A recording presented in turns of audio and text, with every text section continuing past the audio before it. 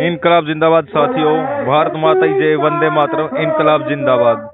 साथियों, मैं अपने मन की आवाज आप सभी दर्शकों के सामने, सभी देशवासियों के सामने रखना चाहता हूं और आशा करता हूं कि ये आवाज मोदी साहब जी जरूर सुनेंगे, उन तक पहुंचेगी। तो साथियों, सबसे बड़ा आज का सवाल यही है कि आजादी के इतने सालों बाद भी शहीद भगत सिंह को, राजगुरु सुखदेव को, चंद्रशेखर आजाद को, नेताजी सुभाष चंद्र बोस को, जो भी अपना गर्म दल के नेता हुए हैं, तो उनको शहीद का दर्जा क्यों नहीं दिया गया? क्या इस मातृभूमि के लिए, क्या भारत माँ की रक्षा के लिए, हिंदुस्तान की आजादी के लिए उन्होंने अपने जो प्राणों की आहुति दी है, क्या उनका कोई योगदान नहीं है? क्या आजादी सिर्फ चरखे से आई थी?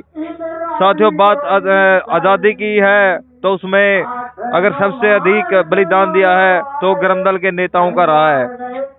तो सबसे बड़ी बात यह है कि आज ये तीनों काले कानून किसानों ऊपर थोप दिए हैं। लाखों इस संख्या में हमारी माताएं बहनें पंजाब, हरियाणा, यूपी, पूरे हिंदुस्तान से दिल्ली सड़कों पर सर्द भरी रातें गुजारी। उसके बाद अब जो गर्मियां सीजन है उसके अंदर लगातार अपने प्राणों की आहुतियां दे रहे हैं इस आंदोलन को मजबूत करने के लिए।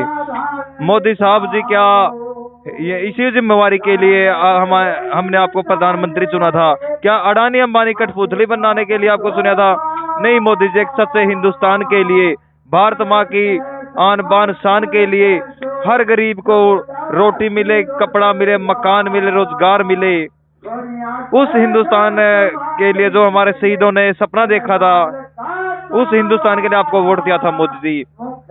और आज आप देश के नागरिकों की, जो कि सच्चे हिंदुस्तानी हैं, इनको कभी खालिस्तानी, कभी आतंकवादी, कभी नक्सलवादी ठप्पा लगा के इनका मजाक उड़ाया जा रहा है बीजेपी कुछ नेताओं द्वारा। और यहाँ तक कि हमारे प्रधानमंत्री जी ने एक भी श्रद्धांजलि शब्द इन जो हमारे किसान भाई शहीद हुए उनके लिए नहीं बोला है।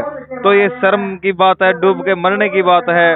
तो हम ऐसी सरकार का बिल्कुल बहिष्कार करते हैं और चाहते हैं कि किसान मजदूर की जो आवाज है, तीनों काले कानून रद्द करके एमएसपी और गारंटी कानून बनाएंगे। और हमारे शहीद भगत सिंह, जो कि युवा आइडल रहे हैं, आप तो आतंकवादी मानते हो, आजाद, चंद्रशेखर आजाद को आतंकवादी मानते हो, तो उन लोग महापुरुष अगर वो आतंकवादी थे तो फिर ये हिंदुस्तान के हर कोने में, हर चौक में लगातार शहीदों की जो प्रतिमाएं लगाई जा रही हैं ताकि लोग अनुसरण करें, आने वाली पीढ़ी अनुसरण करें।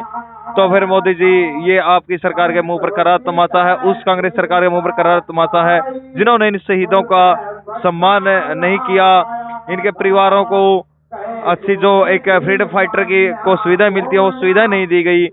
तो मोदी जी, हम आपसे एक ही प्रार्थना करते हैं, इन शहीदों का सम्मान हो, इनकी शहीदियां जो जैसे भगत सिंह है, सुखदेव है, राजगुरु है और बिस्मिल है, जो गर्म दल के नेता हैं, उनको राष्ट्रपुत्र जैसा सम्मान से नवाजा जाए। ये देश के हीरे थे और ये वो हीरे थे जिसने भारत माँ की रक्षा के लिए अपने प्राणों की आहुति फांसी के फंदे से चूमकर इसके भारत की आजादी की नींव रखी। तो हम यही आशा करते हैं, चंद्रशेखर, जितने भी गर्म दल के नेता हैं, जितने हमारे इस आजादी के अंदर शहीद हुए, उन सभी का ऑन रिकॉर्ड बनाकर उनकी प्रतिमाएं लगाई जाए, स्कूलों के अंदर पाठ्यक्रम शामिल किया जाए, उनकी विचारधारा को जन जन तक फैलाया जाए ताकि हमारे देश में देशभक्त बच्चे पैदा हो। आने वाली पीढ़ियां हमारे लिए, आने वाली पीढ़ियां हैं जो उनका भविष्य उज्जवल हो, वो देशभक्ति के रास्ते पर चले और इस देश के अंदर देशभक्त युवाओं की, नौजवानों की ऐसी बाढ़ आ जाए कि जो भी ये पूंजीपति लोग हैं या जो ब्रिटिश सरकार की नीतियों में विश्वास रखने वाले लोग हैं, उनके मुंह पर करारा तमाचा हो। तो इनकलाब जिंदाबाद, वंदे मातरम, भारत माता की जय। आशा करते हैं कि आप तीनों काले कानून रद्द करके एमएसपी गारंटी कानून बनाओगे और जो लगातार ये गृह युद्ध की नीतियां, स्थितियां हिंदुस्तान में लगातार बन रही हैं, इनको रोकने में आप सक्षम हो गए। अगर आपको हिंदुस्तान बनाने के जो पूंजीपति हैं उन्हीं के हक के कानून बनाओगे तो जनता कहाँ जाएगी? ये आरएसएस ये देश के लिए घातक है। ये देश हिंदू, मुस्लिम, सिख, ईसाई सभी धर्मों का है। ये एक धर्म की बात करते हैं तो ये राष्ट्रवाद भी ये होगी। अगर किसी खालिस्तान कह दिया एक बंदे ने तो वो आतंकवादी हो गई। अगर किसानों ने तीनों काले कानून रद्द करने की बात कह दी तो वो खालिस्तानी हो गई। ये जो देश के नागरिकों को जलील करने का कार्य है कुछ संगठनों द्वारा क्या दिन में बैन लगे और एक सच्चे और शहीदों का जो सपना था उस हिंदुस्तान की ओर आप लेकर जाए।